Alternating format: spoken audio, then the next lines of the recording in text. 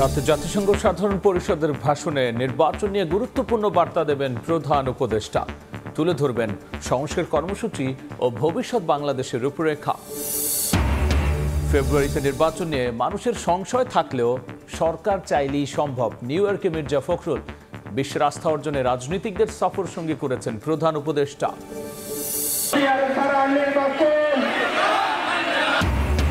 PR আদায়ে জামায়াতের বিক্ষোভ।